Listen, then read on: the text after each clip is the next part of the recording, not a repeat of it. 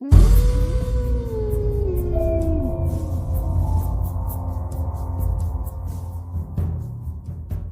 कहानी के लेखक हैं संजय कामले।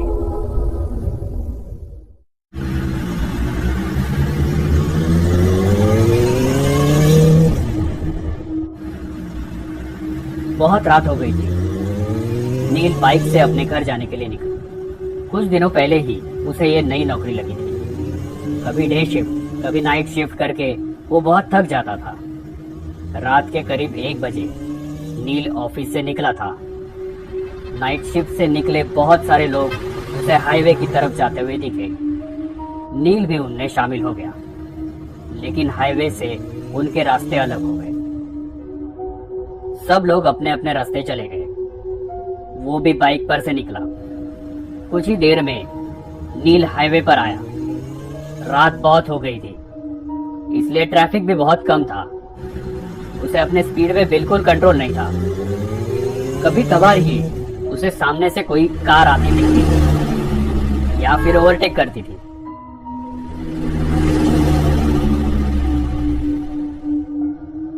अभी उसने मेन हाईवे छोड़ के कच्चा रास्ता पकड़ लिया था। वो रास्ता और भी सुनसान था। अभी बाइक के हेडलाइट में सिर्फ काला रास्ता दिख रहा था, बिल्कुल एक काले सांप की तरह। रात के अंधेरे में वो सन्नाटा बिल्कुल खौफनाक लग रहा था, लेकिन कोई चारा भी तो नहीं था। नौकरी चाहिए तो शिफ्ट में काम करना ही पड़ता है। वो अपने ही धुन में गाड़ी चला रहा था। रास्ता सुनसान होने के कारण नील रास्ते के बीच से गाड़ी चला रहा था। कुछ ही देर में उसका अकेलापन दूर हो गया। उसे पीछे से आती हुई गाड़ी का हॉर्न सुनाई दिया। उसने उस गाड़ी को साइड दी। कुछ ही समय में एक कपल बाइक पर से उसे ओवरटेक करके चला गया। शायद वो पति पत्नी थे। लेकिन एक बात नील के ध्यान में आई कि पीछे बैठी हुई औरत ने साड़ी पहनी थी और उसका पल्लू पीछे वाले पहिए से बिल्कुल नजदीक था। हवा के झोंके से वो कभी भी बाइक के पहिए में अटक सकता था, और अगर वो पल्लू अटक गया तो पता नहीं क्या अनर्थ हो सकता था। नील ने बाइक का स्पीड बढ़ाया और उस बाइक को ओवरटेक करते हुए कहा, बहन जी, आपका पल्लू पहिए में अटक सकता है। ऐसा कह के नील आगे निकल गया।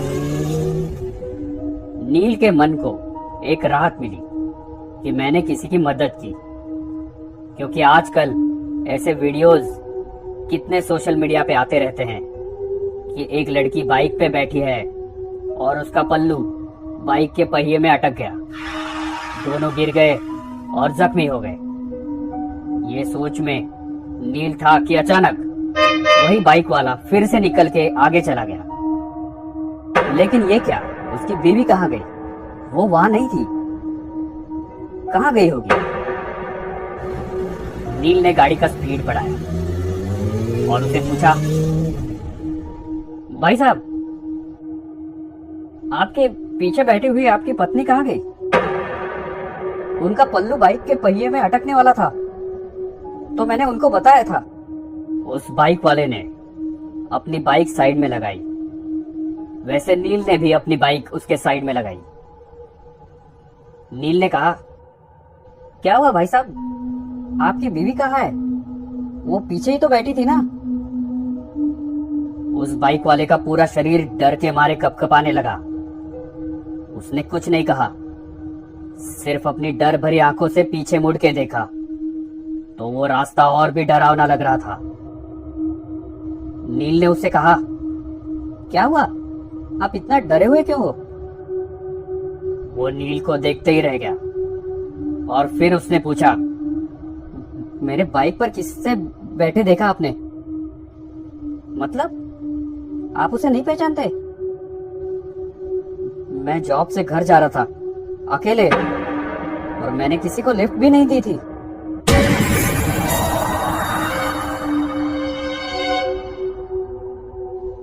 उसकी बातें सुन के नील के रोंगटे खड़े हो गए।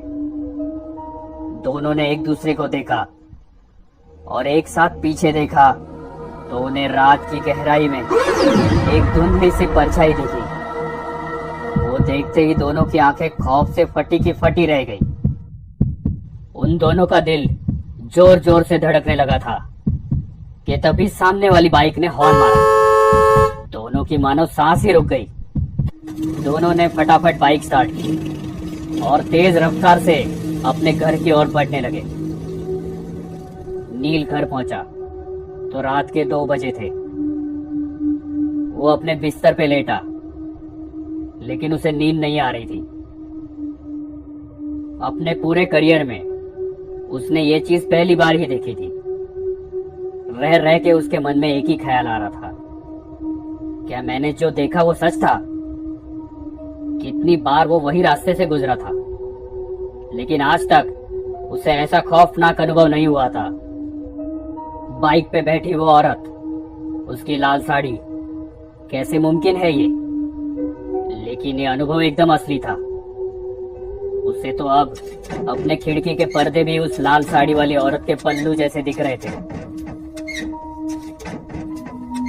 ऐसे लग रहा था कि बार बार कोई उसका नाम पुकार रहा है। उसे तो अब खिड़की की ओर देखने के लिए भी डर लग रहा था। जब भी वो पर्दा हिलता, बस उसे वही सब याद आता। वो उठा और उसने खिड़की बंद कर दी।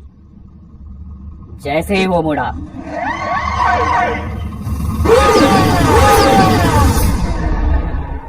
उस औरत ने नील के ऊपर छलांग लगाई। नील डर के मारे चिल्लाने लगा। देखा तो वो सपना था।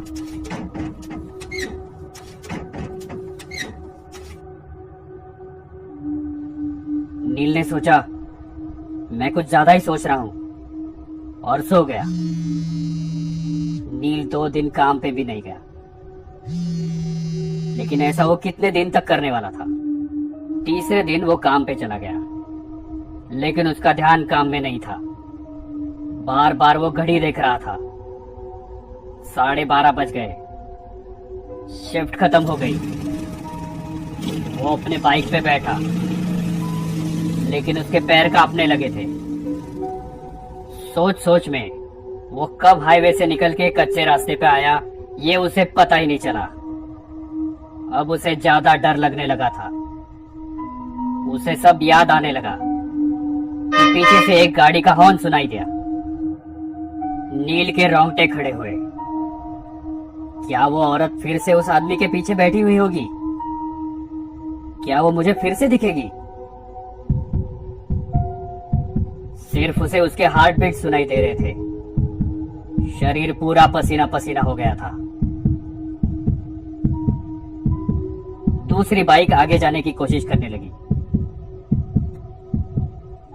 नील ने सोचा, मैं उसके पीछे देखूंगा ही नहीं। लेकिन आखिर उसने पीछे देख ही लिया, तो उसके पीछे कोई नहीं था। नील ने एक राहत भरी सांस ली। उसकी जान में जान आ गई। कलेजे का डर अब खत्म हो गया था। नील ने बाइक वाले की ओर देखा और थोड़ा स्माइल किया, तो उस बाइक वाले ने अपने हेलमेट की कांच ऊपर की और बोला, बहन जी से कहिए उनका पल्लू पहिए में अटक सकता है।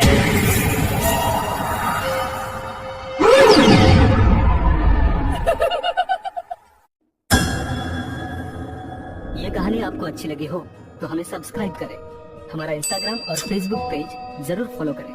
अगर आपके पास ऐसी ही कोई कहानी हो तो हमें कमेंट बॉक्स में भेजें। हम कोशिश करेंगे कि अगली एनिमेटेड स्टोरी आपकी हो।